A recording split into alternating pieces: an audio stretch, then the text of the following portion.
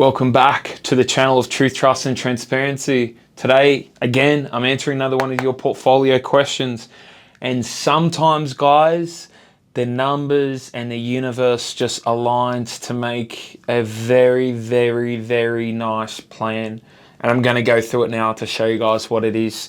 This person, we'll call him N, has written in. Said, "Hi Davey, first of all, great podcast episodes. They're full of insights and honest perspectives. I generally hope your channel continues to grow along with your client base for the course. Whether it does or doesn't, I'm happy that you guys are just watching. If you're open to it, here's my current situation and dilemma I'm trying to work through. Current portfolio, PPI valued at 1.3 mil. No mortgage. IP1 valued at 1.2 mil.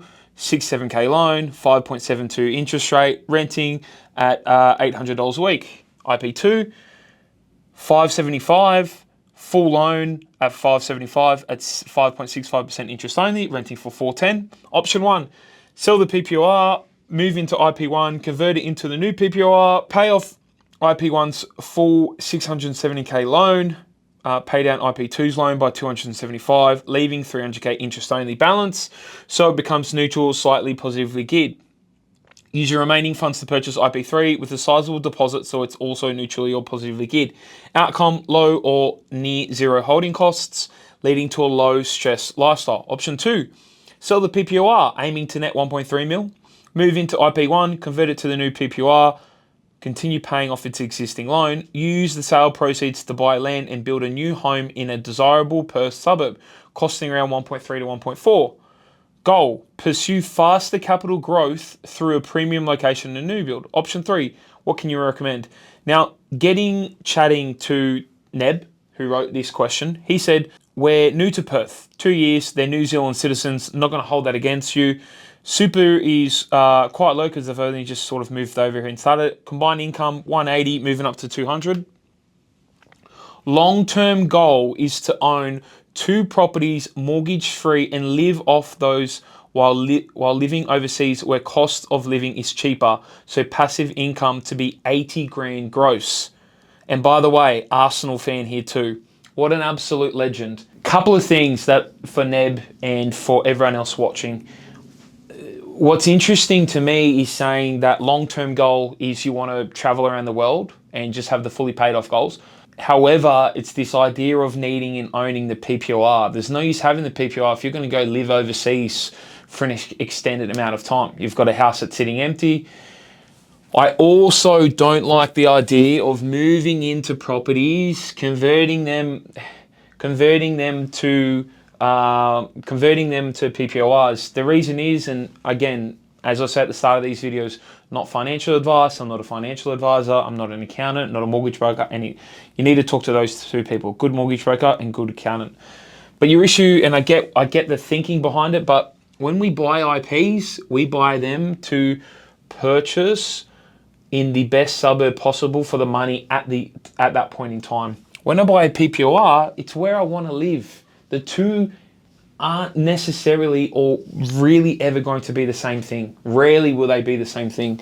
So I've done a couple of scenarios here.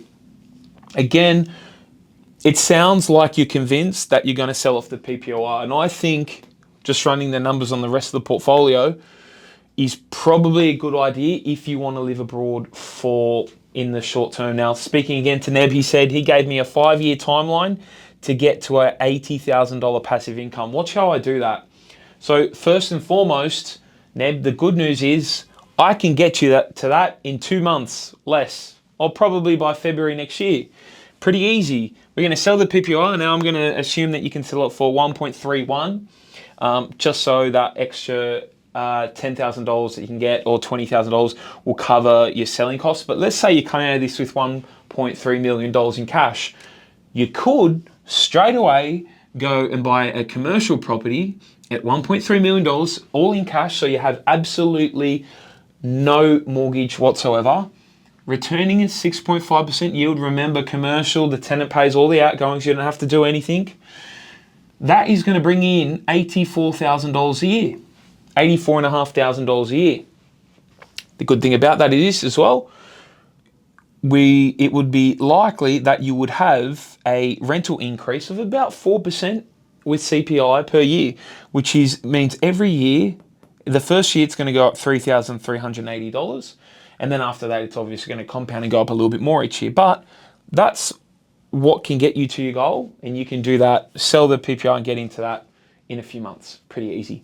What you could also do is, with a bit of cash savings, is go out and buy a $2.6 million commercial property.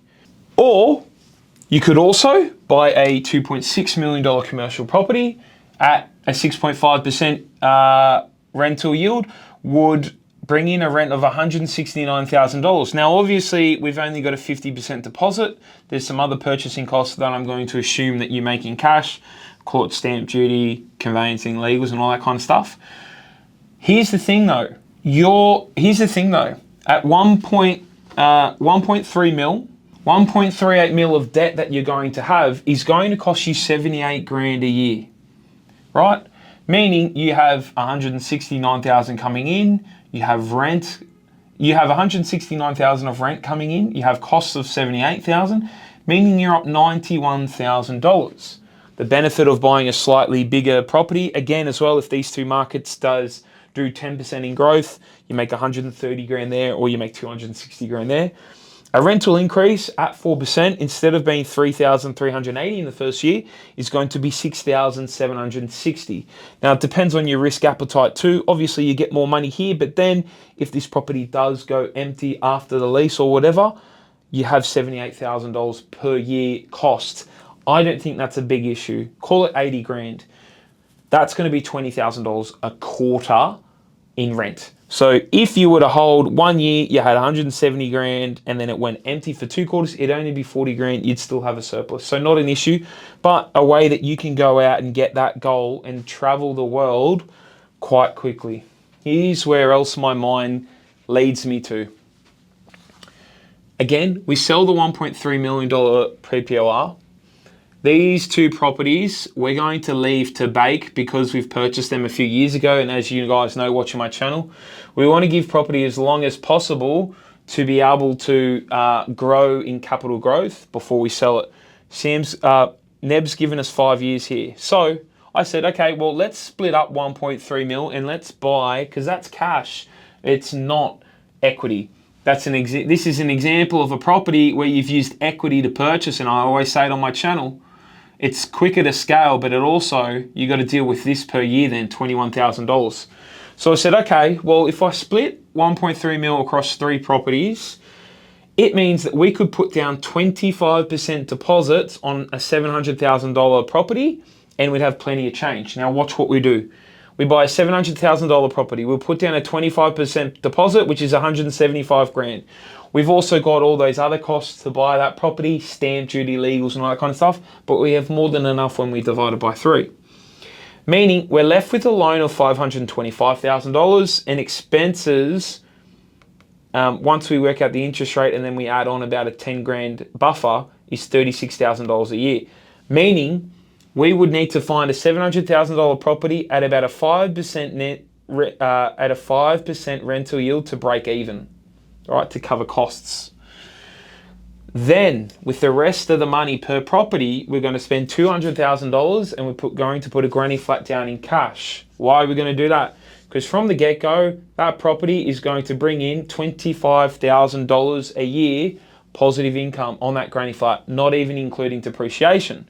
Best part about that is that we can go and do this 3 times, meaning this property portfolio is bringing in is positive $75,000 a year for the next 5 years, and is helping to offset this 25K. So again, 75 minus 25, this is 50 grand a year positive for the next 5 years. Then this is what we're going to do. In 5 years' time, when Neb, you pull up stumps and you go, I want to go travel the world, or I want to get out of here, and I want to go live elsewhere, we're going to sell IP1 and IP2. Again, 5 years' time, I've assumed 60% growth in that time, in a 5-year window spell. 1.2 goes up to 1.92, meaning we have an 800 grand cost base, making an assumption on purchase price, a $1.12 million gain, meaning we have $252K in tax, $252,000 tax bill, capital gains, and we come out of IP1 with 868. Now, IP2, same scenario. We don't come out of there with as much because remember, we've only just bought it. So we have a cost base of around 650, 270 grand in tax. 270 grand gain, 60 grand in tax. We come out of there with $210,000. This is where the magic happens. Year 5, we've sold those off. Selling those two off will give us $1,078,000 in cash, right? After we've paid tax. We then, and I'm going to make the assumption that we keep the $60,000 that is left over once we purchase these three. We have a $60,000 buffer. I didn't use all your 1.3. I used 1.24. We got 60 grand in cash. We also then, I'm going to assume that you can still put away some savings, that in 5 years' time, I'm assuming you can save about 24 grand a year. So again, not too much, about $500-600 a week between you and your partner. The beauty of it is, and remember guys, we've also been bringing in rent across these properties, 3 properties, 75 grand for 5 years, meaning we've also brought in $375,000 of rent, leaving us with approximately, with a cash amount in our bank of $1.633 million after 5 years. We've sold off IP1 and IP2, we've collected the rent, we've also got savings, and we've got a bit left over. You can see where I'm pulling that from. Now, the best part about this is let's have a look at what our loans are. Our loans are $525 across 3 properties, which is $1.575 million. I just said that we'd have 1.633, which means if we were to do that or something close, we'd have an extra $58,000 in surplus. So it tells me 5 years, sell those 2 off, collect the rent from the granny flats that are on there, the leftover money from there, and a bit of savings, and we'll be able to pay off the house loans in total. Best part about that is, let's think about 5 years' time, Neb, what sort of income we're going to get. Well, the houses have went up slightly, and they're bringing in $40,000 a year in rent. Best part about this is that the granny flats as well have went up slightly, will bring in $30,000 a year in rent, $90,000 total. Meaning we'd have $210,000 of rental income from 3 properties, 6 rentals. I'm going to make the assumption that there's 40 grand worth of costs, council rates, all that kind of shit across those properties, leaving you with a net taxable income after costs of $170,000. Allows you to go live overseas for as long as you want. For as long as you want. Best part about it is for $170,000. So there's a couple of options here: 84, 91, 170. God forbid you go overseas, you had your fun, you want to come back. So that's the answer to your question, how you can do it in a 5-year time frame. This is how you can do it within 6 months. And God forbid you go overseas, you travel for, let's just say, a decade, right? When you come back and you need to buy that PPOR, the best part about it is all these rents would have went up, all these values would have went up, and you're going to have an absolute stack of equity. You're going to have, this is 714, this is 2.1. You'll have $4.2 million in equity from 3 assets fully paid off in 10 years' time. From there, we can obviously get a loan for a little bit of that. Now, it might cripple a little bit of our cash flow, but even if you'll take a loan of, say, $1 million or something like that to buy your PPOR, if interest rates then are at, say, 40 grand, if interest rates then are, say, at 40%, that's going to cost you 40 grand a year.